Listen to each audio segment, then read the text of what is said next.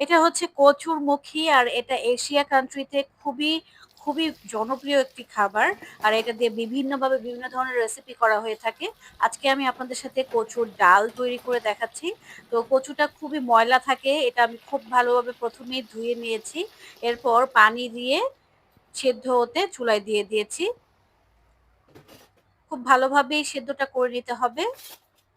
তো হাত দিয়ে চাপ দিলে যেন নরম হয়ে যায়, এই অবস্থায় আসার পর আমি চুলাটা অফ করে দিয়েছি। তারপর ঠান্ডা পানি দিয়ে ধুয়ে এটা ছিলে নিয়েছি। তো এটা ছিলতে একটু সময় নেবে। তো বাসায় যদি আপনাদের কোনো পরিবারের সদস্য থাকে বা বাচ্চা-কাচ্চা থাকে তাদেরকে বসিয়ে দেবেন। ঝটপট কিন্তু বাছাটা হয়ে যাবে। তো যাই হোক, কচুর ডাল রান্নার সময় কিন্তু কচু একটু বেশি পরিমাণে নিতে হয়। আজকে আমি প্রায় ২ কেজি পরিমাণ কচু এখানে নিয়ে নিয়েছি। তো এক এক করে সবগুলো কচু দেখতেই পাচ্ছেন আমি ছিলে নিয়েছি। এখন এটা কচলিয়ে নেওয়ার পালা।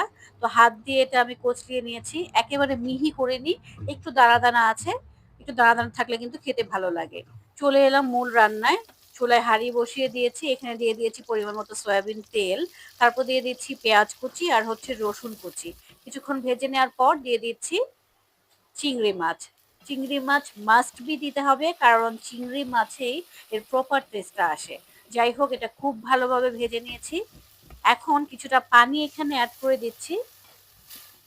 সেই সাথে এখানে দিয়ে দেব কিছু গুঁড়ো মসলা। প্রথমে দিয়ে দিচ্ছি হলুদের গুঁড়ো সামান্য পরিমাণ, দিয়ে দিচ্ছি লাল মরিচের গুঁড়ো, এটাও টেস্ট অনুযায়ী দিয়ে দিচ্ছি। আপনারা ঝাল বেশি খেতে চাইলে মরিচের গুঁড়োটা বাড়িয়ে দেবেন।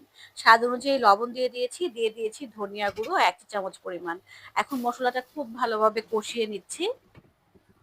দেখতেই পাচ্ছেন তেল উপরে চলে এসেছে, এটা কষানো হয়ে গেছে।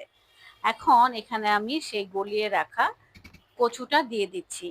তো এই কচুটা কার এখানে কিভাবে নাম অবশ্যই জানাবেন। আমরা তো কচুর মুখী বা মুখী কচু বলে থাকি।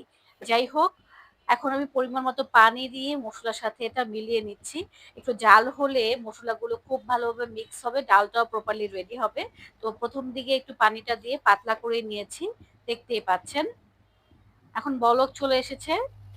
এই মুহূর্তে দিয়ে দিচ্ছি বেশ কিছু কাঁচামরিচ, এতে করে সুন্দর একটা ফ্লেভারও বের হবে আর খেতেও ভালো লাগবে।